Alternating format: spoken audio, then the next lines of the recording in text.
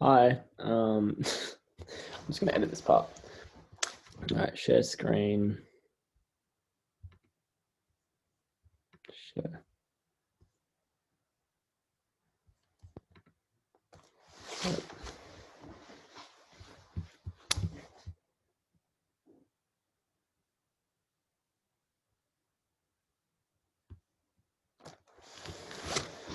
Uh, oral presentation of essay plan.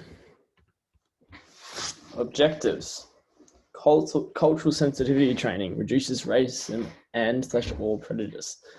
This is like the overall kind of gist that I chose. I chose question 3.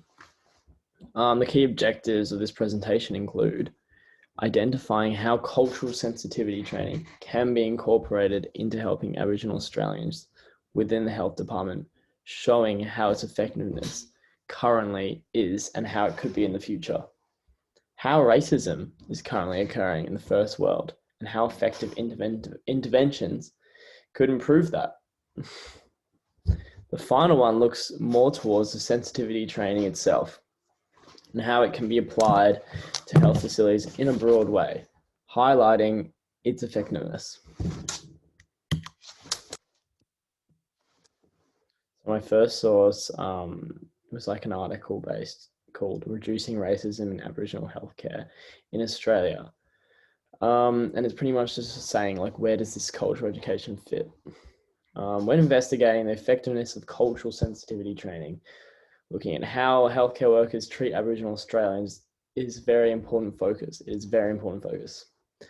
Aboriginal Australians represent 2.6% of Australian population, with 43% living in regional areas and 25% in remote areas. Aboriginal adults were twice as likely as Australians to report fair/poor health and twice as likely to report very high levels of psychological distress. That was source there. Source 1 highlights the importance of educating health workers, saying that racism is a fundamental social determinant of health, where interpersonal and institutional racist attitudes and behaviors are often embedded in social, structural, and political contexts. There's another source there. The paper proceeds to explain how important it is to use cultural sensitivity training in order to reduce racism and supply culturally appropriate care. Slide 2 for source 1. This is more evidence. Without addressing racism and providing an educational service for workers, the article states the health workers will struggle to remove the cultural incompetence, hence having limited effectiveness in reducing the workplace disparities, highlighting the importance of sensitivity training in the workplace.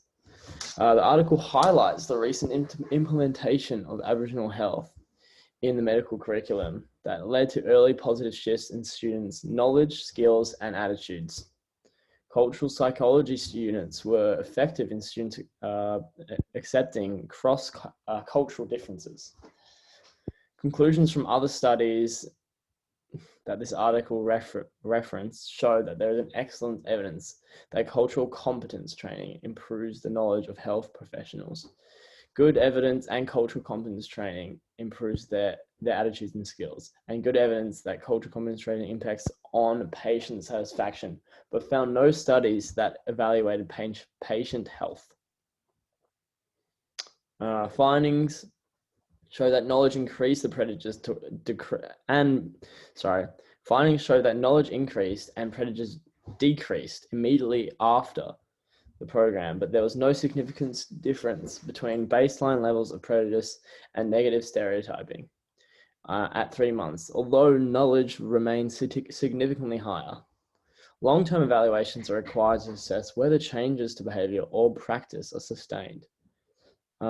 This guy found that evidence was mixed on the effectiveness of anti-racism strategies, with some programs reinforcing racism rather than diminishing it. The long-term effects of anti-racism strategies are often not sustained and suggest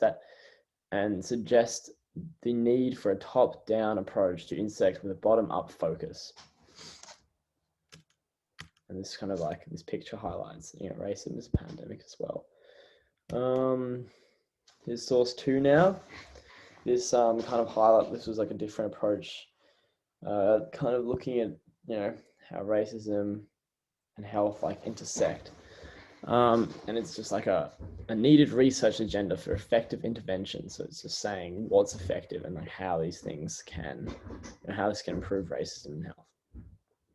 The second article highlights how reducing systemic racism by improving educational quality around racism and enhance access to additional income, employment opportunities, and other desirable resources can improve health, as well as research that shows an improvement around health through interventions around racism. The main focus in this article supporting the contention is the research they found that was relevant to improving education for people in a minority. Students in a lower and middle class range were given self-affirmation tests, trying to improve self-worth and confidence within their education. And the results showed how people in these minorities who previously performed poorly succeeded after the test was given. Realigned that around 70% of African American kids perform better. This is another photo of a rally. Racism makes our patients sick. This is source 2 still, evidence. The article has multiple other research methods that show the gap between privilege and minorities. The research this article provided shows how interventions provide a high level of effectiveness towards racism, and interventions in social policies can reduce racism, improve some of the toxic effects, and improve the bias or stigmas that they might have been produced or thought before. Yeah. There we go. Source 3. Maybe I should put this full screen. Source 3. Yeah, that's better.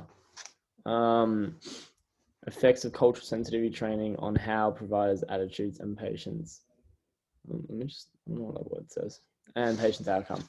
Here we go. This is Stop Racism to start off with this. Source 3 focuses specifically around the effectiveness of cultural sensitivity training with controlled experiment that they studied and looked at for further information. This article also helps distinguish specifically on what cultural sensitivity training needs to be improved on, highlighting the flaws and providing information on how they can be improved.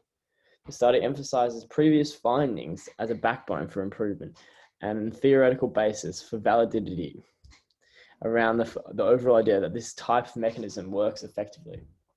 For example, in a previous study that they looked at based around the effectiveness of cultural sensitivity training and foreign medical graduate students, it was found that those who had received cultural sensitivity training were more open, resilient, had increased self-confidence and tolerance, were non-judgmental, able to deal with ambiguity, and capable of better understanding of others.